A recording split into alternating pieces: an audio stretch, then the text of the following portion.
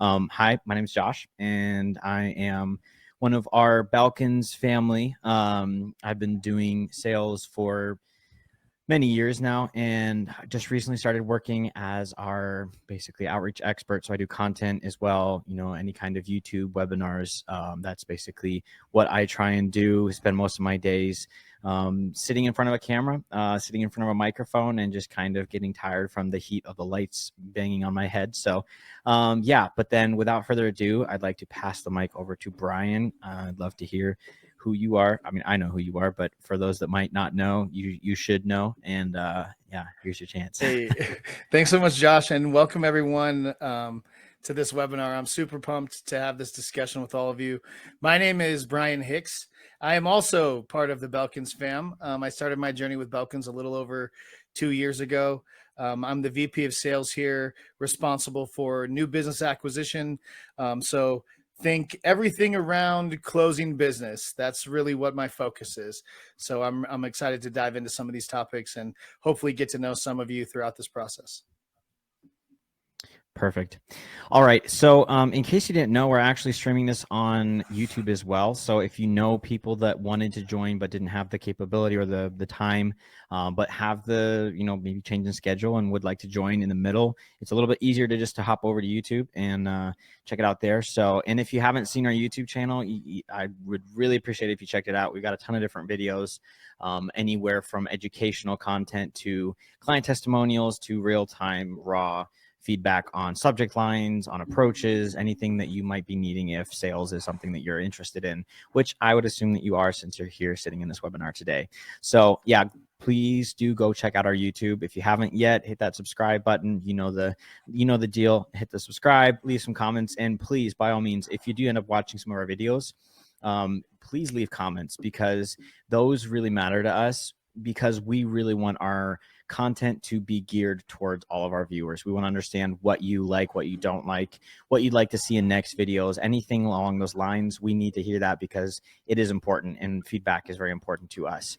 So, all right, well, we've got a lot to talk about today. We've got quite a lot on our agenda overall for our webinar today. So before we get into it, wanted to say that we're going to be giving some special tips out towards the end of our webinar, so be sure and stay to the end. But overall, let's get to it. So sales cycles. Is a long sales cycle a problem? So companies with a defined sales process see 18% more revenue growth than companies without one. Think about that. So Brian, you and I have both done sales. You've done many more years than I have. I'm very interested to pick your brain throughout this next 45 minutes to an hour, and learn some things from you alongside all of our viewers today. So how many in general do you feel like percentage-wise companies don't have a very detailed, defined sales process in their company? Yeah, it's a big question, and honestly, the answer is probably it really depends, right? It depends on whether the leaders that founded that company they have a technical background, or if they have a sales background. I can tell you though that I've had conversations with business leaders that are clients of ours that have come on board, and listening to their calls or just through conversation, I've learned that it is not. It's not common for everyone to know that they need a thoughtful and systematized sales journey. It's amazing to me, actually, talking to some people and realizing that their strategy for closing deals is a mixture of activities and hope. And I don't know about you, but hope is not a strategy. It doesn't surprise me to see what that 18% more revenue growth is around companies that have a defined sales process. The other graphic, 75% of B2B companies take an average of at least 4 months to win a new customer. So sales cycles is always an interesting topic for me to discuss, because is a long sales cycle a problem? Well, it probably depends on who you ask. If you ask the founder of the company when they're looking at a 9-month sales cycle, yeah, maybe it's a problem. But if you ask the salesperson who's in the trenches, who's actively pursuing these prospects and knows that there's a lot that goes into closing this deal, maybe to them it's not. And I think that, for everyone here, I think, I wouldn't associate good or bad with a certain length. So these numbers are good to know, just to have insight. But just because somebody's sales cycle is 4 months doesn't mean that that's what yours should be. I think that what's really important is having a systematized process and having a thoughtful sales journey. That way you can start to build what the expected sales cycle will be for you and for your. I've had salespeople on my team that close in 90 days from time to, initial conversation to close. It's a 90-day process. Same team, different salesperson closes in 30 days. But then when I dive into it, I find that the sales executive that's closing at 90 days has an average of a 50% higher ticket.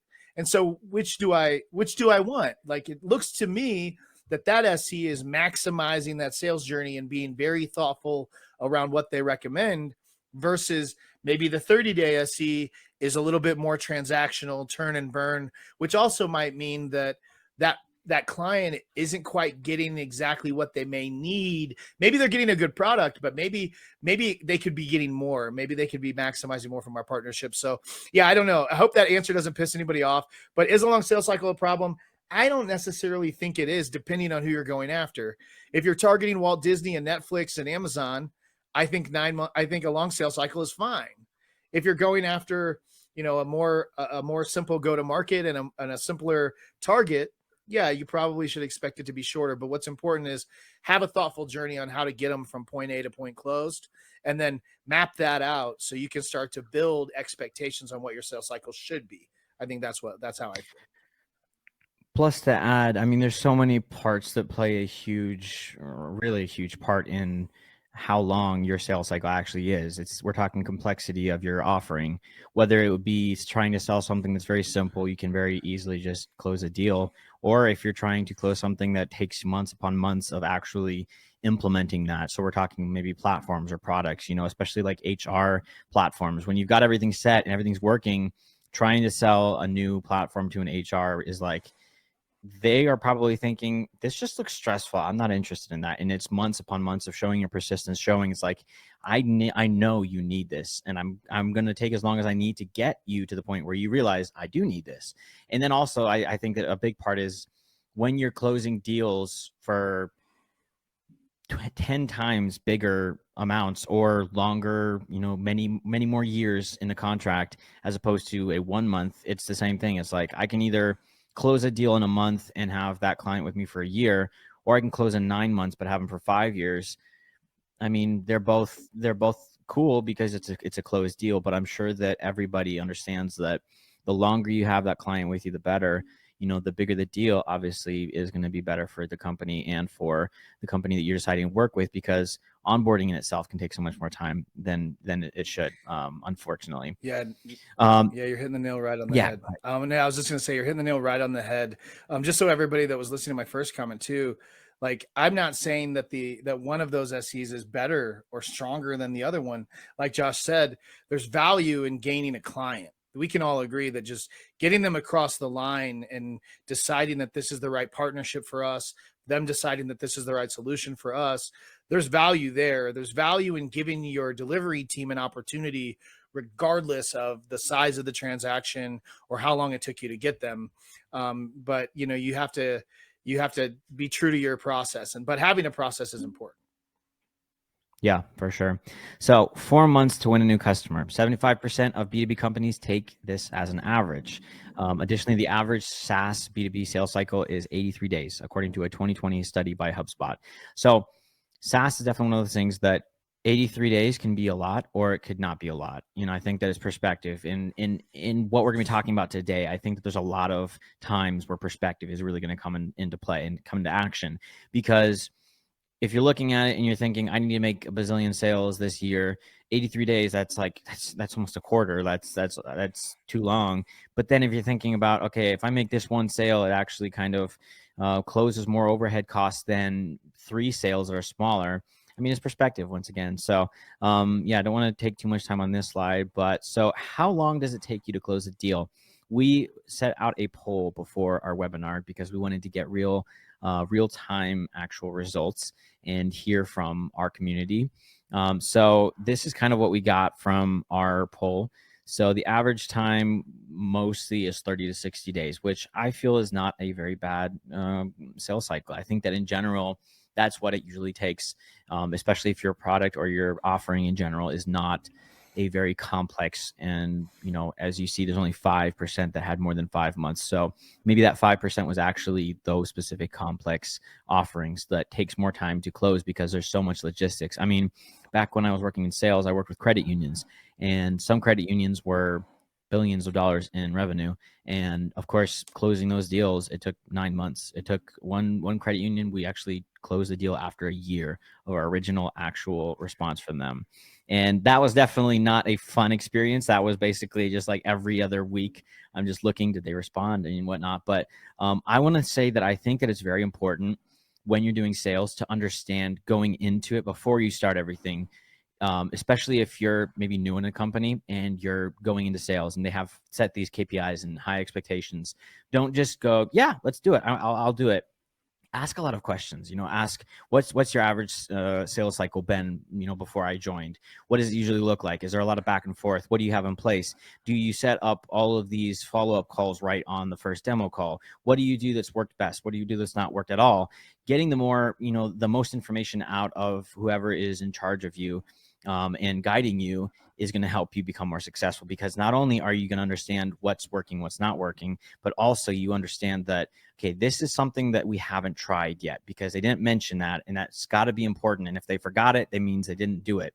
So thinking outside the box, being flexible, and understanding that, okay, these are things that we need to try because they haven't been tried before, but I understand for a fact that this is not working. So we're just going to go ahead and throw that away, and going into it with an expectation so that you don't just set yourself up for failure, you set yourself up for success. Whether that mean you have an expectation that this is going to probably close after 3 months, or this is probably going to close after 9 months, because burnout is something very, very, very common. And Brian, I think you couldn't agree more with me on that, especially as of late. Sales has just been seeing such a high decline in actual people that want to work in sales because of the burnout. And this is something that I believe strongly that has a big effect on that. It's like, if you don't understand how your normal sales cycle length should look, and you're expecting, I'm going to close a deal in the first 2 weeks, but your actual sales cycle is 3 months and you didn't know that, then you're just basically looking at 3 months of just like stress and just constant worry. Am I not being successful? Am I not bringing enough to the table? What's wrong with me? Or something like that. Brian, what do you think? Yeah, no, it's really, man, you kind of, yeah, you kind of took this down a really interesting path, and I agree with you 100% on this.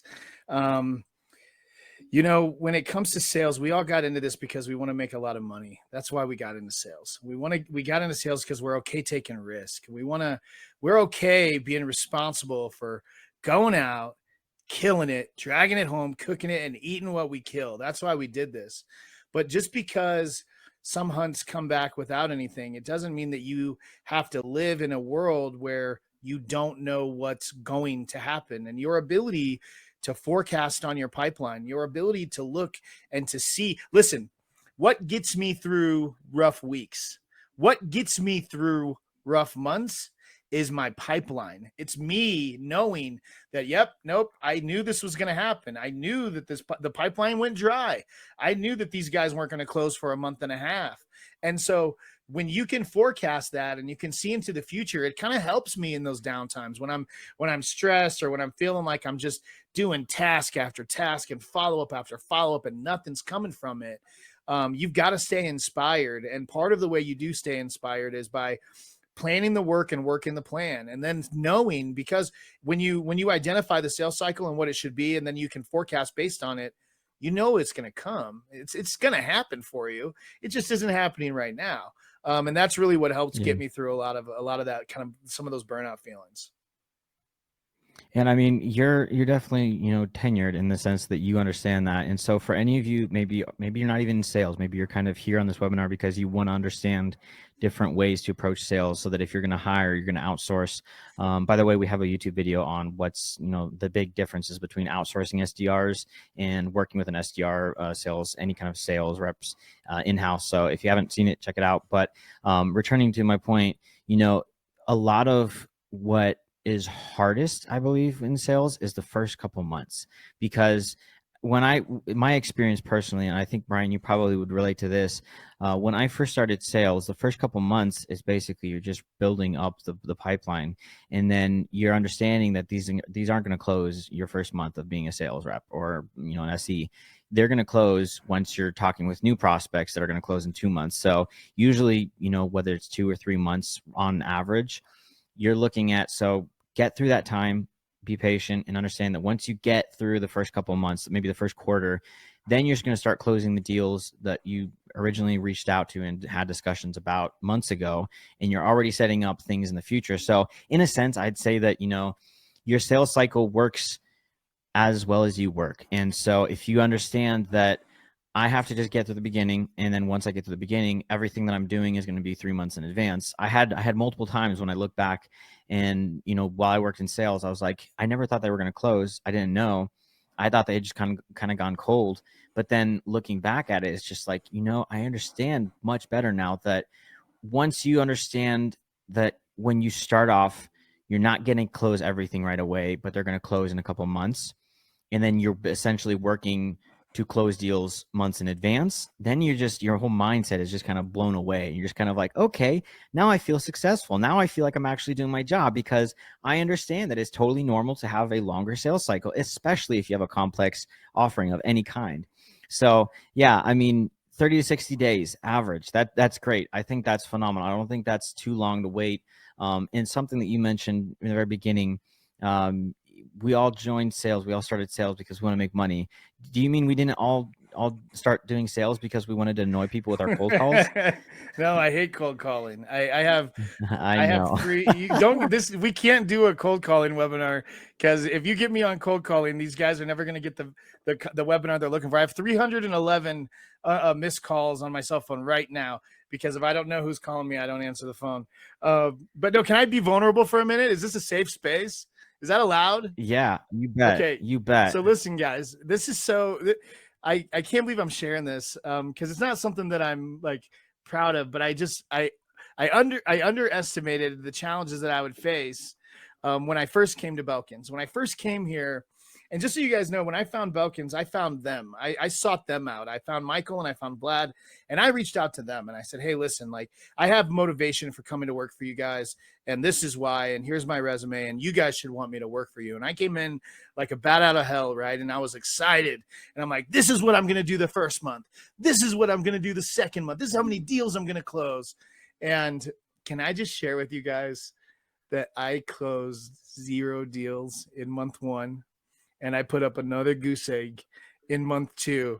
And at first I was so stressed. I was like, these guys have got to be thinking like, this guy sounded like a superstar. Where's the lemon law on this? He's a lemon. Like when you buy a car and you drive it off the lot and the engine drops out of it. But no, what Josh said is so right. I kept the course. Obviously, everything wound up working well. But I was here for 2 months, and I dropped 2 goose eggs the very first 2 months I was here, and then they started coming in afterwards. But yeah, when you were talking about that, it just popped into my head. I was like, oh my gosh, that's so true. Yeah, that's one of those good things of having, founders and co-founders that understand how everything works a lot better than most of us here at Belkins.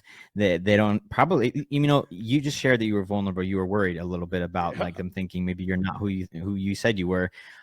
Maybe they didn't even think twice. They're just like, oh yeah, he didn't close any deals in the first 2 months. No big deal. Yeah, so, they might have. I've never talked to him about it. We kept things moving and deals started coming in. But it would be interesting to go back to Michael and be like, what went through your head after the first 2 months of me starting here? I put up nothing. It'd be curious. I'll be curious. I'll circle back with everyone and let you know. For sure. Maybe we'll make a shorts on it or something. Yeah. We're going to go ahead and start actually a poll. And if you didn't take any kind of participation in this poll that you see right now on the screen, the results, I'm going to share kind of the same thing. So what's your average sales cycle length? Personally, I'd like to just hear if things are quick for you or not.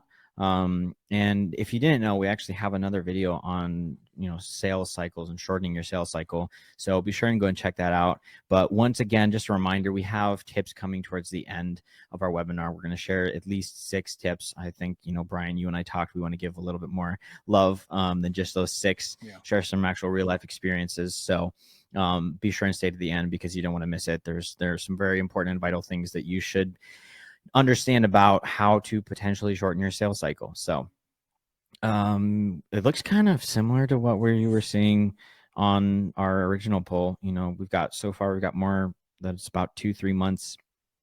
That's pretty good. That's good. Less than 1 month, not any answers yet, which I'm not so surprised. It's really a blessing when you can close deals in less than a month. It's just like I've had a couple of those when it's like we met, 2 weeks went by, closed deal, and it's just like, man, that just felt so much better than that one I had to wait for a year on. So, all right. Well, the poll's still going to be up there. So if you are joining or you walked away for something, if you hear me now, there's right by the chat section, there's a poll section where you can then just leave your answer on what your average sales cycle is. So overall, we got 12 that were 2-3 months, 3 answers from between 3 and 5, 2 for more than 9, and then 2 for more than 5. So pretty scattered between those. But so main benefits of shortening sales cycles for sales reps. The list, this is just a very, very short list. Let's say that there's so many benefits, and I hope sincerely that the reason you're here is because you really do want to shorten your sales cycle and you want to understand how to do that. That's what we're talking about. That's why we're here, because we understand very well that sometimes long sales cycles can be stressful, but we kind of already covered the don't worry, kind of don't panic, be persistent kind of phase. But let's move actually into the real benefits. So customer takes fewer steps to decide. Shortening your sales cycle, you don't want there to be tons of steps to actually get your prospect to decide if they're interested or not. I'd say the first thing that comes to my mind is in your original demo, if you leave it straight, if you say everything completely open, completely transparent, that's something that we believe here at Belkins is transparency is key. If you leave your sales call understanding that you said everything that needed to be said, you give every piece of information, there's not going to be a ton of follow-up questions, which there might be, and that's very common. That's understandable. Logistics can be time consuming, but try to leave your prospect with all of the information that they possibly could need to understand yes or no. And then also just a tip that we were talking about just here recently, when you leave your sales call wanting your prospect, leaving your prospect wanting more, that's also a really good thing. So be creative and understand, how can I leave my sales calls so that my prospect's like, man, I love that call. I want to spend more time with this company. I want to learn more. They're just on fire. Another thing is you allocate a marketing budget faster. So when you have a shorter sales cycle, you can then obviously allocate more for your marketing, and we're going to get into that a little bit later. So please don't go anywhere, because we're going to talk about marketing and sales and how they should be aligned. But also the third point is more aligned and optimized processes. So there's so much to a shorter sales cycle, whether that's just having more money quicker to put into marketing, which means more getting yourself out there, more deals closed, more incoming prospects, more warm leads. Even don't even get me started on warm leads. But we're here talking about sales, so everybody kind of thinks more about cold. So and then more easy to follow analytics. I mean, everybody, and if you're not doing this, please take this, write it down. Study your analytics. That's something that I did not do my first couple years in sales. I basically was given a list, said, email these people, call them, and then move on to another list. We never checked our open rates. We never checked our reply rates. We never checked anything else, anything detailed. Any kind of analytics that we did was just, we reached out to these people. We didn't reach out to these people. Let's spam everybody. That's just bad. That's just don't do that. So Brian, analytics, what other kind of analytics would you say is important to track? Yeah, I mean, so I track the engagements, especially during the sales journey. So tracking what they're clicking on, what you're sending, tracking. Like I have a template that I have built that I've shared with our team that has like a 98% reply rate. And being able to track that, and that's uncommon, but I'm proud of it. It's like a little feather in my cap because it's got a 98% reply rate. Everybody replies. You get a reply. You get a reply. You get a reply. I'm the Oprah of replies. And so like having something that you can base your future work on, saying, hey, this gets a lot of replies, or hey, this gets a lot of click-throughs, or this gets a lot of opens, is really important for you, because I've got, I don't know, 35 different templates, and not all of them have that. And so the templates that are getting like 10% replies, they don't live long. And so tracking that and being able to determine, hey, what are people saying? How are people responding? Is this content valuable? Are people clicking this link that I've inputted? It'll only help you show your client or show your prospect that you know what they need and you know what's going to be valuable to them. People buy because you understand them, not because they understand you. And so when you send them something that's super relevant, I'll send a report or an article, I'll read something on Harvard Business Journal, or I'll read an article and it'll remind me of somebody. It'll remind me of a prospect, and I'll just shoot it over to them. And in the subject line, I'll say that I read this and I thought of you, and I'll send it over, and then I'll track and see, did they read it? Did they see it? Did they appreciate it? Those types of things are it's important from an analytical process just to know, like, hey, how is my sales journey working? What are my follow-up activities producing in terms of an outcome? And then comparing that at the end when you close the deals. Like when you take a grouping of 10 deals closed or 15 deals closed, and you look at, all right, now what type of sales journey did they go through? How did I follow up? And then you can try to replicate that. And so that's really kind of, I spend a lot of time trying to find common denominators that have led to closed deals to see what can be cloned, what can be replicated. Honestly, I think I've been sitting on YouTube too long. When you said 98% reply rate, the very first thought that came into my mind is that voice that most of us, if not all of us, have heard. Wait a minute. Exactly. Yeah, that's pretty good. That's awesome. I mean, so so there's a ton of benefits. You can see them on the screen. Again, you acquire recommendations faster, very straightforward. Decreased role of dark funnel. Thoughts on that?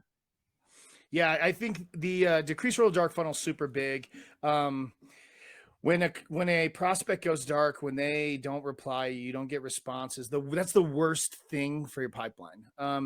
I don't, I wrote a report or wrote an article recently, and I mapped out like how many sales calls I'd taken a year, and I mapped out, how many active opportunities. But, when I look at my pipeline, I probably have 20 active opportunities right now, just me sharing with all of you, 20 active opportunities roughly in my pipeline right now.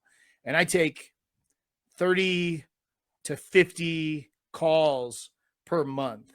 Well, how is that the case? How does he have only 20 active opportunities if he's taking 30 to 50 calls a month? Because I keep them moving through the pipeline. When somebody goes dark and they don't reply, or you're not getting responses, it's the worst, because it sits there and you don't know what to do with it. You don't know if they're coming, you don't know if they're going. And so, having a strategy around people that go radio silent, having a strategy around people that say we're not interested right now is important, because there's gold there.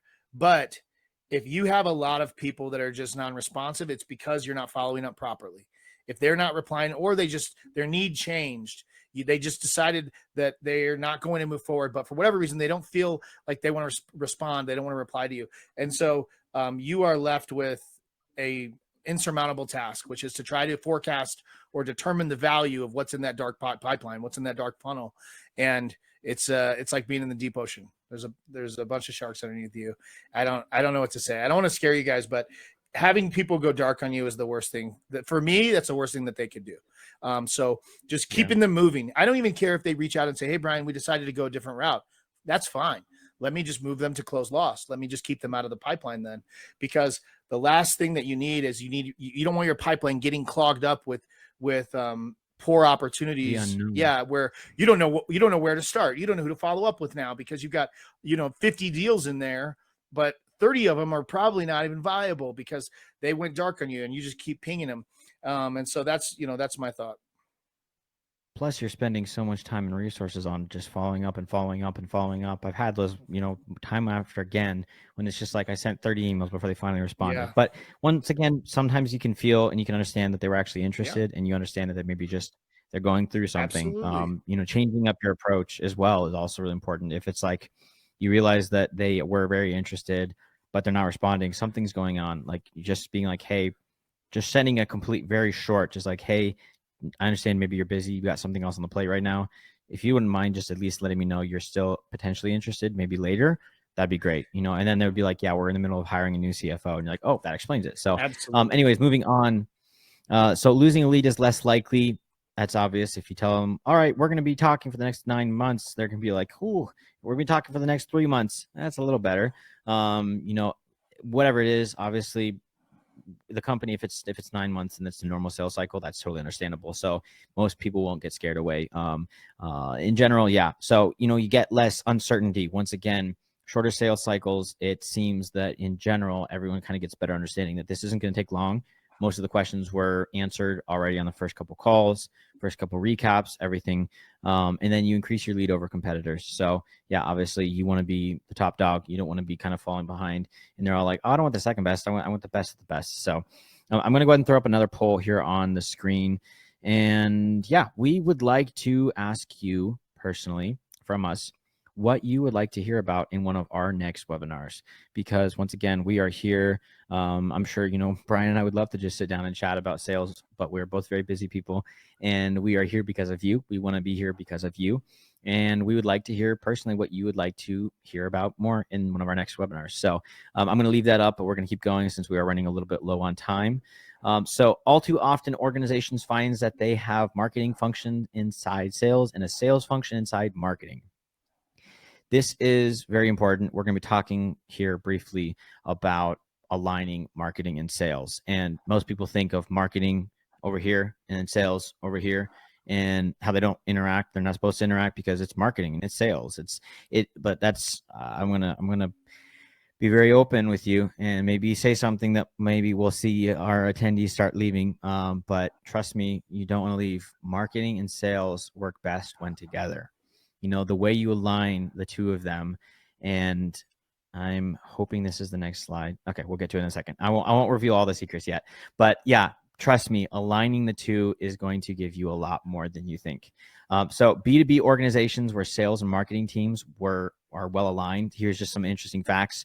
Save 30% on their customer acquisition cost, enjoy a 36% higher customer retention rate, get a 38% higher sales win rate than non-aligned teams.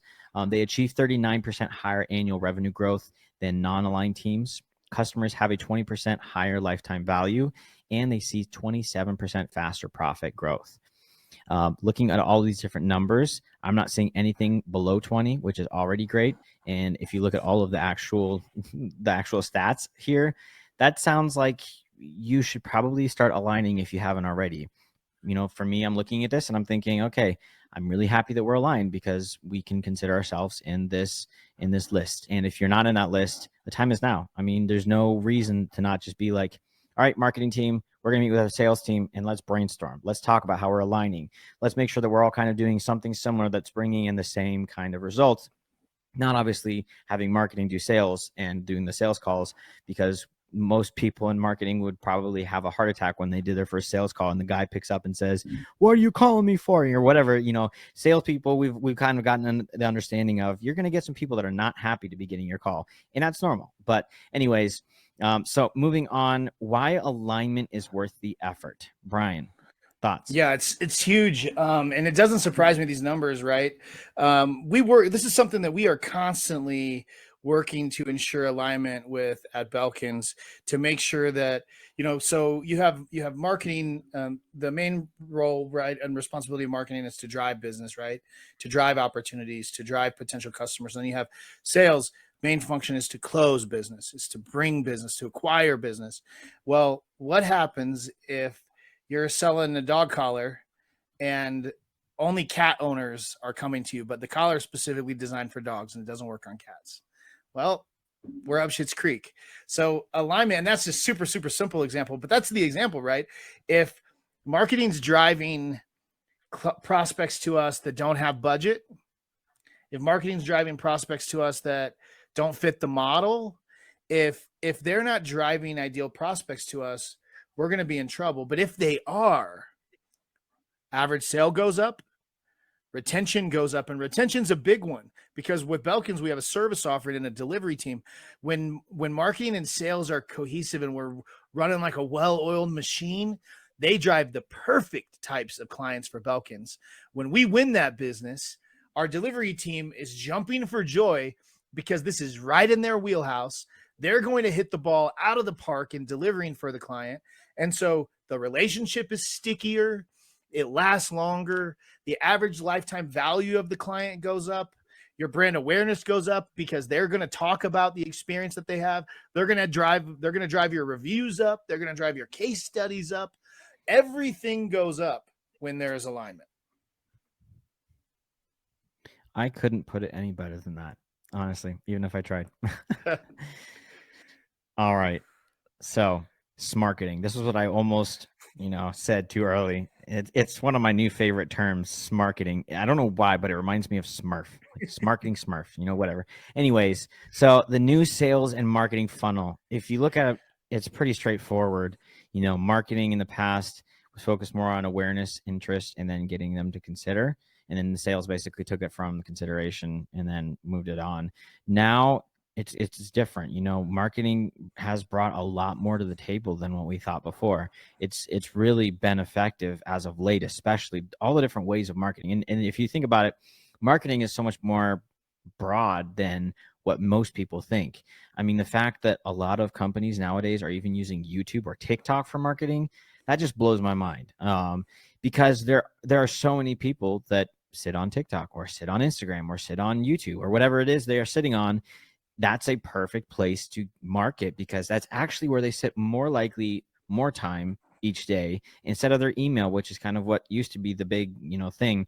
And it still is, email is definitely still the most effective platform for doing any kind of outreach, but outreach is outreach. And then marketing is marketing, actually reaching out and kind of doing a different kind of touch point definitely plays a huge role. And I mean, honestly, if you think about it, both play huge roles and they're both designed for their own things, but sales and marketing teams, they should go hand in hand, as one department in a sense in order to basically attract, inform, and retain customers. So aligning these two departments into what we like to call marketing, it really does play a crucial role in the future of your business success. So did you come up with that? Yeah, you're getting a kick out of me. I'm sure. Did you come up with that? Marketing? I've never. Oh, no. I wish that would, I mean, yeah, I'd be the guy that coins marketing. Yeah. All of a sudden I'm starting to get all these royalties. Yeah, I'm in the presence of greatness here. That's awesome. That's cool. No. I don't even know. Maybe it was somebody from our team. It's not unlikely. We have some pretty creative people on our team here.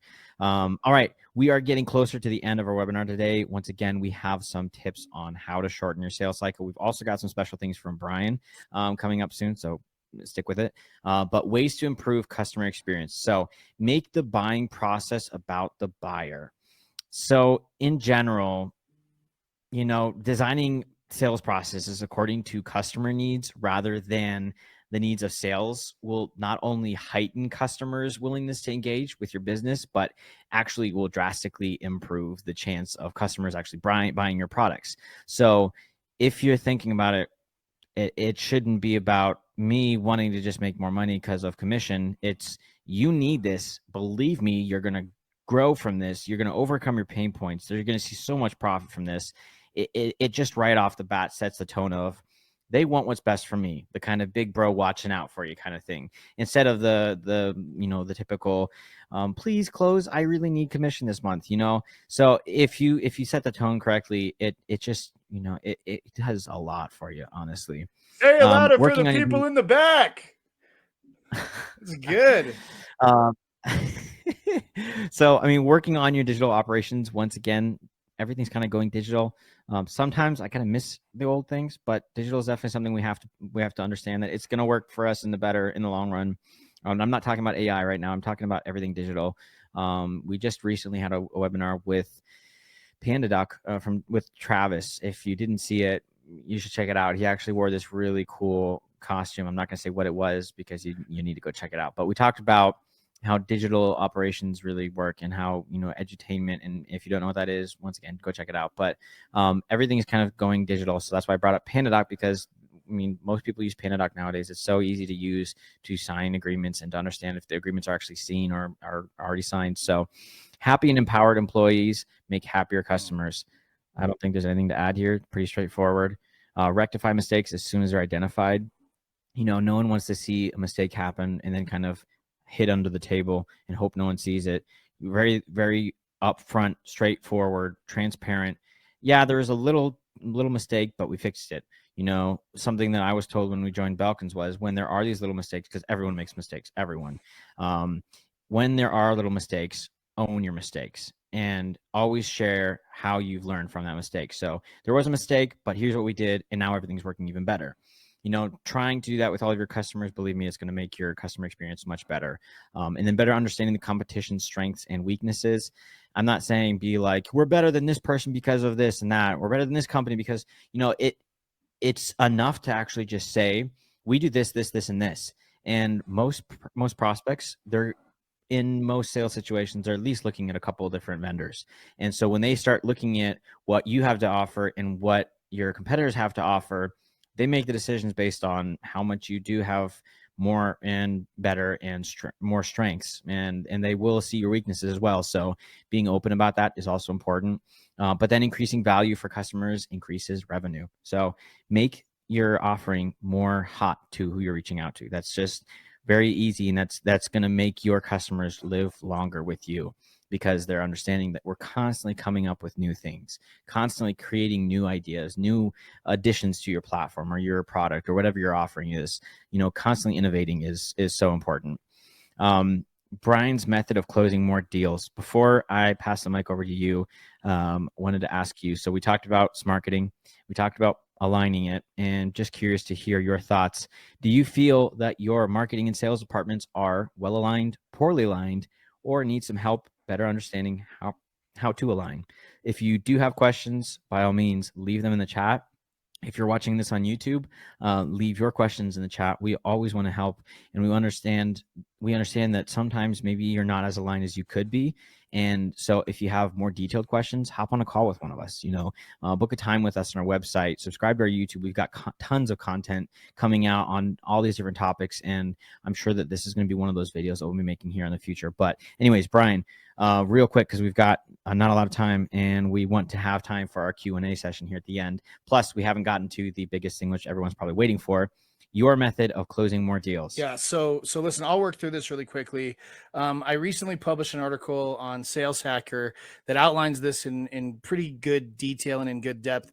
But first things first, map out your sales journey and what those steps of each stage looks like. Call number 1 happens. What's next? Do we need to have call number 2? After call number 2, is it a proposal? Whatever that sales journey looks like, map that out and align your pipeline stages. That way you can accurately follow where each sale or where each opportunity is in the sales journey when you look at your pipeline. Not every sales opportunity should be in one stage. You should have some, from a month ago that are in stage 5 if I have 7 stages. And so being able to look at your pipeline and get a quick snapshot of how many deals I have that have a higher probability of closing is important. So step 1. Step 2 and 3, templatize your follow-up. Do not sit and type out every single follow-up message. I'm all about less clicks, and I want you to get to enjoy your life. So spend, as little time as possible doing follow-up. What does that mean, Brian? That means that you can pre-write the message that you're going to send right after that disco call, and you send it out, and it's boom, and it works like clockwork. You can tokenize it so it personalizes to their name and to their company. That way you don't have to type out a follow-up every single time. I have probably 35 templates that are saved that if I send out a contract, I just go in and I type in contract sent. There's my template. Boom. Hey, John, just wanted to let you know I sent you the contract via PandaDoc. I'm just waiting on your signature, and I'll be in touch with the next steps. Then step 4, set tasks on every single deal. Every deal should have a task for future follow-up. Once I send that contract sent email, I go into the deal. I set a task for 2 days from now. Follow up with John if he hasn't signed the contract yet. Boom, ping him in a couple of days. Or if he tells me, hey, I got the contract, but I'm on vacation, I'll be back in a week. Okay, in a week and a half, give him a couple of days to get his bearings. Send John a message to welcome him back from vacation and ask him if he's ready to sign the contract now. Every single deal in your pipeline, everyone should have a task for future follow-up so nothing slips through the cracks. Thank you. I love it. And 2 words come to mind, personalized structure. It just, all the things you just said sound very structured to me. And it's also important to understand that each prospect receives a very different cycle, and every prospect has something. Like you mentioned, if someone's on vacation, right after vacation, being one of the first people to write him, that's great. That's not going to work for everybody because not everyone's going on vacation. So it's understanding what your prospects' needs are. They need to not be bothered while they're on vacation. Most likely, if you bother them while they're on vacation, they're going to say, you know what, dude, I'm sorry, but I need a break and you're kind of messing with me. So maybe I'll get back to you. And then they don't. Yeah. But so, yeah, I can't agree more. I love it. I read through the entire, however many steps, I don't even remember now, but it's all great work and it's all great, very true and actual stuff that works. So really appreciate sharing that. So key touch point for successful sales follow-ups. If you got a phone right by you, just scan the QR code and this will blow your mind. This is what we were just talking about. This is something that you need to check out because it will really help shorten your sales cycle. I'm going to keep it on the screen here for another minute. We're matching today, by the way. We got these pretty cool Yeah, you got the memo. merch. Yeah, so maybe someday we'll actually make merch that we can send to everybody. So keep an eye out for that. I'm sure it'll happen sometime. I'm all for it because our designers do great work. They do great work with making these hats and shirts and everything that they make. I mean, they just released a hoodie. It's really cool. I love it. It's super warm and nice. But anyways, if you don't have a phone right now by you, you can also just take a screenshot of this and then scan it later. But don't miss it. I mean, it's really good, and you need this. So main metrics to track: MQL to SQL conversion rate, SQL to win conversion rate, average sales cycle length, average purchase value, and lead response time. Track these if you can. If you can't, try and find a way to track them because these will help play a huge role in how you are able to perform. I don't think there's anything else that we can really add on as important as these. Maybe you have a thought in your mind, Brian. Maybe there's something else, or do you agree with me that these are definitely something that you need? I concur. Everything is really important. If you have the ability to track it, you definitely should. The thing is information is power, right? So being able to know, all of this info will just help you operate smarter, work smarter, not so much work harder. I think we should have added actually one more, just kind of as a side note, maybe in like a bubble or whatnot. Everything, just track everything. Yeah. And constantly have everything updated so you understand live what's going Yep. on. Anyway, moving on. So 6 strategies to shorten the sales cycles. This is what we've been waiting for. And we've got some bonus ones coming after this. So don't leave after you get these 6 ones. So know your target audience. Can't really add much besides the fact that this is plain and straight and simple. You need to know your target audience. If you're reaching out to the wrong audience that doesn't value what you got to offer, that will become evident in a few days, few weeks, few months, or if you think about it and you really dive deep into making an ICP, an ideal customer profile, before you start your campaign. I always say, and I always recommend setting yourself up for success. So talking with somebody that's been in your industry longer. If you have a friend that works in the same industry that's been working for many more years, just ask them, this is what I've got. This is what I'm trying to do. Who would be my target audience? Because a lot of people actually do come to us and say, I don't know how to find my target audience. I don't know what my ideal customer profile should look like. That's just one of the many tips that we can offer. We've got tons of other tips as well, but we don't have time to share them right now, but stay tuned. So qualify leads effectively. You don't want to send emails that are not valid anymore because so-and-so left the company, or they changed their last name and they got married. That happens often. You get a lead list and then it's the maiden name, not their new names, their new last name. So qualifying your leads effectively, speeding up communication. So speed up your communication as much as possible. This is very important. Doesn't mean speak quicker. That can be effective sometimes. Sometimes people don't like to listen to sales calls when they're very, very slow. But anyways, that's kind of a sidebar. It's important to understand that your prospects want to close most of the time just as fast as you. If you're at the right person, if you're reaching out to the right prospect, the right point of contact, they're as interested in getting whatever the offering that you are offering or whether other vendors are offering. They want to get that done because for them, it's not only a kind of detailed, very stress-related process of trying to find a new updated system or whatever your offering might be, but they want to see what new things can happen in the company. They want to see how this is going to bring more success to them. Just keep that in mind. It's not just about us as salespeople wanting to close deals faster. If you reach the right point of contact, they are right along with you, and they're going to be running the marathon, holding your hand, saying, yes, let's go to the CEO and get confirmation. I want to do this. We want to get this done. So speeding that up and speeding up your communication just like Brian said, systemized, making sure that you've got templates, not spending half a day after your disco call just trying to find the right words to put in the template. It's just so easy. Just template, click, send, and you're done. So that's speeding up the communication. Plus, when prospects right after the call, within like the first hour, already have a recap in all of the information that you talked on the call, that's showing them what you're doing, because you're showing them a lot of interest, and you're going very quick about sending everything that they need to know right away, so that they don't lose what was fresh in their mind, because they heard about it, now they see it. So creating a smooth sales process, we've pretty much talked about that in a lot of different ways, but overall structure, kind of like Brian said as well. Use social proof, any kind of testimonials you've got, any kind of case studies, anything that you've got that proves that you are successful with what you're offering. That's going to just back you up. That's just going to show them, okay, they actually have somebody that will be a reference. That's also important. Trying to have a reference will always help you, because when push comes to shove, and if they basically say, I'm not 100% positive, do you have somebody I can speak with? You send them somebody that has been with you for a long time, and they know for a fact this works. And they're just going to say the same thing. They're going to get that email, or they're going to get that call. They're going to be like, are you even doubting using their services? Or are you even doubting working with them? I wouldn't. And I've been working with them for 5 years. Anyways, yeah. Offering a great customer experience. Once again, we talked about that as well.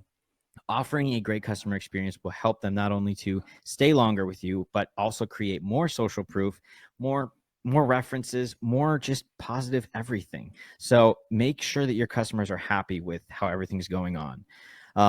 Brian, I said we'd give something special. What's another strategy to shorten your sales cycle from you personally? Yeah, I think this sounds really rudimentary. So let me just start with that. But I think calling out your communication style and identifying their timeline from day number one is power to shorten your sales cycle. Okay, so listen, what does this sound like? So, Mr. Customer, if this call goes perfectly, and if you determine that Belkins is the perfect partner for you, when would you like to have something in place? That question will provide so much direction for you. Oh, you know what? If we had the perfect partner, we'd love to have something in place in 4 weeks. Okay, awesome. 4 weeks is your timeline. Now, if we can get it done in 2, would that be better? Absolutely. That would be great. When you call it out and you say, okay, listen, so then we're gonna shoot for 2, but we'll settle for 4. I'm gonna reach out to you several different ways to keep this moving. Don't be surprised if you get a phone call from me. Don't be surprised if you see a text message from me. Don't be surprised if you get an email from me. Is that okay by you? I'm just professionally persistent. Yeah, absolutely. It's okay by me. When you call it out in the beginning and you put it all out there, all the cards on the table now, they're going to respond when you text. They're going to answer the call when you call. You can, hey, in order to keep this moving, I'm going to let's look at our calendar for Tuesday of next week, because we need to have a follow-up call in order to make sure that we're perfectly aligned. So let's look at our calendars right now, and I'm going to send you an invite, setting the next call on the first call to keep it moving through your sales stages. Those things might sound like they're, doesn't everybody do this? But I don't think everybody does it. It's just a very simple ask. When do you want to have a decision made? When would you like to move on this? And then, is it okay with you if I send you a mix of communication, text, email, and phone, or what would you prefer? Listen, this just shows them that you care, and that you want to communicate with them how they want to be communicated to. Actually, I'd prefer it if you text me. Hey, no problem. I've got lightning fingers. It sounds good to me. Boom. Set the reminders. I'll send them a text in 2 days. Hey, checking in. It's very, text is less formal, so you don't need to, hello, Mr. Jones. This is Brian from Belkins. Hey, John, it's Brian. Just checking in to see how the evaluations are going. Let me know how things are looking from your side. Maybe even send them a selfie at the park. I'm just kidding. But you understand what I'm saying. Hopefully everybody here gets that. I think that just not being afraid to put it out there and to ask and to show them that I've got this put together. I know what I'm doing, and I plan the work and I work the plan. I think that you're going to find that if you do that one little adjustment, you're going to be able to move things through your pipeline quick. Well, that was quite a lot, and that's all straight up copy what I was going to say. So I guess I'm going to have to go with a different one. Yeah, I think that another thing that's just very simple, and this is something that it gets overlooked way too often, and that's confidence. You know, whatever happens, however the call goes, you need to show confidence, and you need to show that you understand that this is something that they need.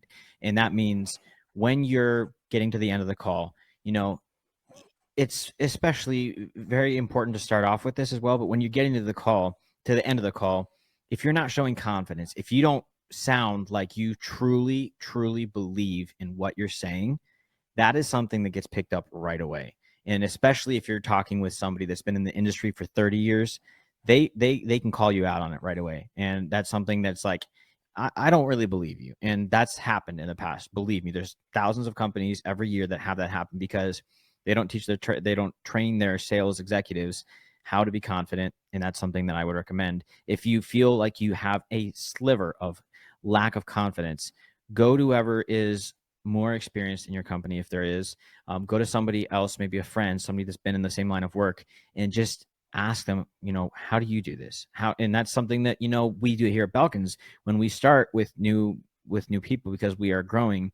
They understand that they can go to any of us and just be like, I need help on this. So showing confidence in the fact that I need help, or I know this, in both of those situations. If you try and pull off this, like, I don't know the answer, and I'm like coming up with whatever I can just to make you happy, just make it sound good, they call that out right away. They see that, they feel that, they hear that, and they're probably not going to say it to your face. But when you start sending them emails and you start doing the most structured, perfectly set up emails, just like Brian was talking about, they're not going to respond.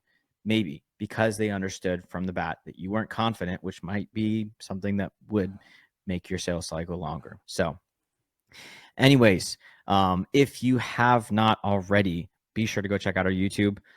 Be sure to go check out our website. We have tons of content. We have tons of different articles. We have a lot of different things that we can share with you. Scan the QR code if you'd like to book a call with us and just kind of pick our brains on whatever questions you might have, whether it's lead generation, appointment setting, marketing, sales, YouTube, whatever it is. We're here because we want to be with you. And that's why we thrive, because we focus on making sure that our customers, our viewers, our attendees understand that they're only getting our very, very, very best. So some information about us, if you don't know, we've been in the company, in the industry for many years. Since 2017, we've worked with over 1,000 satisfied clients. ROI achieved 10 to 1. Industries worldwide, 50. Appointments booked over 200,000. 200,000, quite a lot. And we've generated over 4 million leads. So we're not going anywhere anytime soon. And let's get on to our questions and answer section. So any questions you've got, whether in YouTube or whether here straight in the webinar, please send them. We are here to talk with you for the next couple minutes and answer any questions you got. So I think I saw one in the beginning, when at the top of the chat from a Corey that said, how many meaningful customer touches, interactions would you say factor into an average sales cycle, or what is the typical contact frequency? And if I may, you know, Corey, the answer is really that it depends. If I had to put averages on it, I would say there's an average of, you know, if you're getting to the right person, there's an average of 5 to 8 touches to get a meeting booked, to get somebody qualified to have a meeting. And then I would say there's probably another, I would say, you know, for Belkins, at least another 5 to 8, maybe 5 to 10 touches from the time you have that first call to the time you're closing a deal. We have 2 calls that are designed in our sales journey. Once you have the first one, then you have the second one. So 2 calls as touches. There's several follow-ups though in between those, as well as we have a research kind of project that we run to vet the opportunity a little further. I've had as many as 20 to 30 touches once I started talking with someone, you know, to get them closed. But the answer is that it really varies. And what I would suggest is, with everybody that you talk to, just get an idea of timeline, and then plan based on your sales journey how many touches you're going to make. And then just stick to your tasks, like live and die by your tasks to do. Set a task for 2 days. If their timeline is 3 weeks, if their timeline is 6 weeks, set a task for every 4 days. Just pinging them. And I'm not saying to just ping them to keep the sales journey moving, but also send them valuable content. Find an article that's valuable to them, that's in their space. I call it depository content. Don't always ask them for something. Give them some deposits. But yeah, it really just depends. Sorry, the answer is a little vague, but it just depends on your prospect. I think it's good to ask them, what their timeline is in the beginning, and then kind of map out what your touch points and sales journey will look like from that point. Perfect. Any other questions? Be free to leave them in the chat. So while we're waiting, we've got the results of our polls. So overall, sounds like we might be running another webinar sometime in the near future about LinkedIn marketing. Once again, all these polls are still active. If you didn't take part in them, or if you're on YouTube and can't, just leave us comments on what you would like to hear more about in one of our next webinars. And then you feel your marketing and sales departments are well aligned, poor aligned, or needs a better understanding on how to align. Quite a toss up there. Some well, some poorly, and then some needing some help. So if you need help, there's a couple things that we can definitely offer. That's one I would, and this isn't just a normal pitch. Do subscribe to our YouTube, because we do have a lot of different videos on different topics. This is probably going to be one of those ones that we're going to be talking about here very, very soon. So be sure to check that out. But then also just reach out to us. We shared this QR code on the screen just a couple minutes ago, but our website is really easy to find. If you Google us, you'll find us right away. We have experts, and we have experts with years and years of experience who can help you understand how to better align. So by all means, don't be shy, reach out to us.